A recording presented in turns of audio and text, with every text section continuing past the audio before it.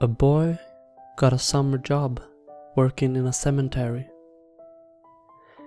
It was not the type of work he would normally choose, but his dad was friends with the undertaker and had convinced him to take the job, despite his fear of dead bodies. It was an eerie place to work, and after being there for over a week, the boy still got the creeps when he caught sight of a corpse. Luckily, he didn't have to go anywhere near the dead bodies. His work consisted mainly of digging graves, sweeping, polishing and cutting grass. His boss, the undertaker, was the one who prepared the dead bodies for burial. The scariest things were the vaults. Families bought these large tombs, and every member of the family who died was placed inside the vault in a coffin.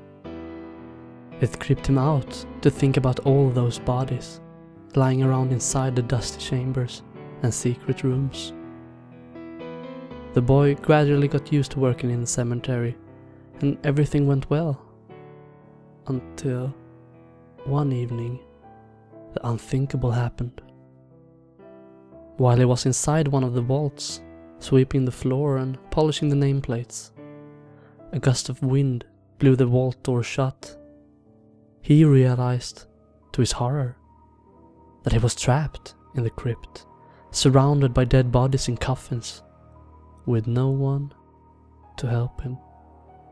His worst nightmare was coming true. He shouted and hollered, but it was no use. The undertaker's house was too far away, and nobody could hear him.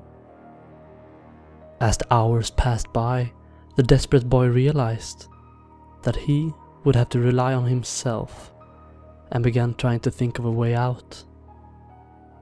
There was a small open window high up above the vault door. Unfortunately, it was too high to reach. Looking around the tomb, he decided that he could use the coffins. If he stacked them up, one on top of the other, they could form a flight of steps. After stacking the coffins up against the door, the boy climbed up them gingerly, taking care not to tip them over.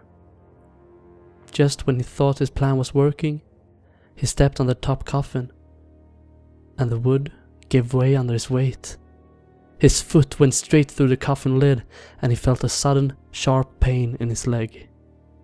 Crying out in agony, he could picture the splintered wood and rusty nails slicing into his skin.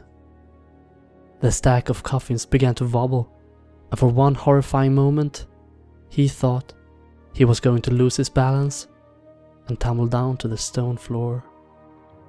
Luckily, he managed to grab onto the window and steady himself. He could feel blood trickling down his leg.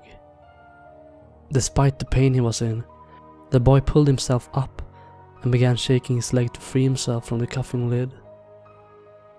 The stack of coffins tipped over and clattered to the ground. Clinging to the window, the boy pulled with all his might and crawled through the narrow opening. He dropped down on the outside and limped towards the undertaker's house to get help.